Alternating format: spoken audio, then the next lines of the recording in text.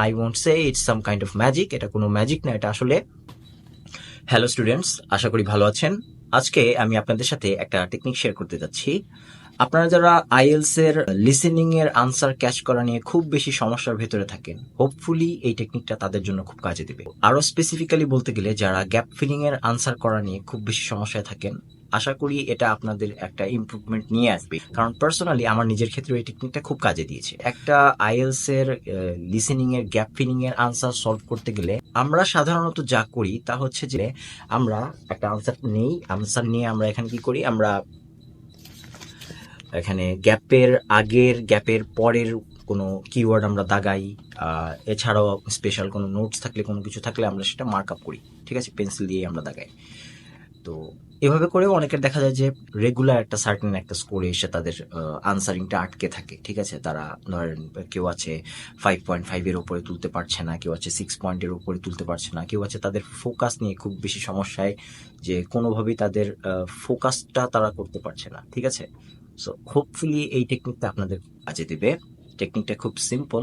আপনারা যেটা করবেন সেটা হচ্ছে যে আমরা ধরেন আনসার করতে সময় সাধারণত যেটা করি, একটা পেন্সিল ব্যবহার করি সব সময়।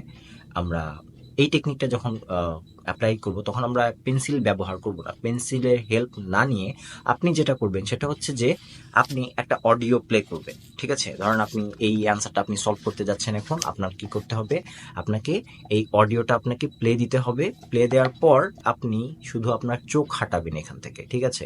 একেবারে শুরু থেকে আপনি অ্যাটেনশন ধরে রেখে আপনি চেষ্টা করবেন যে কান দিয়ে শুনে শুনে আপনি জাস্ট আনসারটা ক্যাচ করার ট্রাই করবেন যে শব্দটা কি, without taking any help of any note. এখানে কোনো দাগানো, কোনো নোট মেকিং, এগুলো কোনো কিছু হেল্প নিবেন না আপনারা, অর্থাৎ আপনারা পেন্সিলের হেল্প নিবেন না, ঠিক আছে।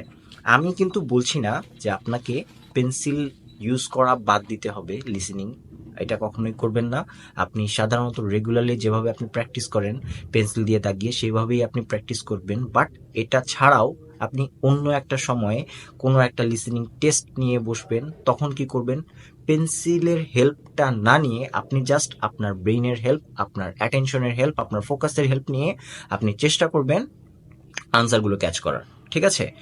এর বাইরে হোপফুলি আপনাকে তেমন কোনো কিছু করতে হবে না। You just have to pay attention and that's all. আমার ক্ষেত্রে এটা খুব বেশি কাজে দিয়েছে। আমি ইদানিং দেখা যায় যে প্রায়ই ধরেন আমি স্টুডেন্ট পড়ানোর আগে অনেক সময় আমি কোন অডিও ট্র্যাকটা পড়াবো, সে মানে কোনটা ক্লাসের জন্য পড়ানোর জন্য সুটেবল, এটার জন্য আমি কি করি, অনেক সময় একটা কোয়েশ্চেন নিয়ে সেখান থেকে আমি কি করি, অডিওটা প্লে দিই। আমার হাতে সাধারণত সময় থাকে না একটা পেন্সিল ব্যবহার করার। সো তখন দেখা গেছে যে আনসার কি হবে আমাকে খুব ফাস্ট বের করতে হবে। আমি তখন অডিওটা প্লে দিই, প্রশ্নটা আমার সামনে রাখি, আর অডিও চলতে থাকে, তখন আমি জাস্ট অ্যাটেনশন দিয়ে আমি আনসারগুলো ক্যাচ করার ট্রাই করি। অ্যান্ড লাকিলি দেখা যাচ্ছে যে, অ্যাকচুয়ালি লাকিলি না, এটা প্র্যাকটিসের থ্রুতে এসেছে, যে দেখা যাচ্ছে যে বেশিরভাগ ক্ষেত্রে আমি যে আনসারগুলো শুনি এবং পরে গিয়ে আনসার শিটে ম্যাচ করে দেখি, পেন্সিলের হেল্প না নিয়েও আমার কি হয়, আনসারগুলো বেশিরভাগ ক্ষেত্রেই হয়ে যাচ্ছে। So I won't say it's some kind of magic, এটা কোনো ম্যাজিক না, এটা আসলে রেগুলারলি প্র্যাকটিস করার কারণে এই স্কিলটা তৈরি হয়েছে, যেখানে without taking any help from any pencil আমি আনসারগুলো ক্যাচ করতে পারি। সো আই হোপ এই জিনিসটা আপনিও যদি রেগুলারলি প্র্যাকটিস করেন, এটা আপনারও কাজে আসবে। আপনাকে জাস্ট কি করতে হবে, পেন্সিলের হেল্প না নিয়ে আপনি একটা স্পেসিফিক মনে করেন একটা টাইম বের করে নেবেন, আপনি লিসেনিং একটা অডিও মনে করেন এই একটা গ্যাপ ফিলিং আপনি বের করলেন, আপনার জাস্ট কাজ হচ্ছে খুব সিম্পল, অডিও প্লে দিবেন এবং আপনি আপনার চোখ আপনি কোয়েশ্চনে রেখে প্রতিটা সেন্টেন্স বাই সেন্টেন্স আপনি আপনার অ্যাটেনশন ধরে রেখে আপনার কানের ওপর ভরসা করে, আপনার চোখে ভরসা রেখে আপনাকে কি করতে হবে, আনসারগুলো ক্যাচ করার চেষ্টা করতে হবে। এবং আই হোপ এভাবে যদি আপনি ট্রাই করেন, আপনি আপনার আনসারগুলো খুব দ্রুত ইমপ্রুভ করতে শুরু করবেন।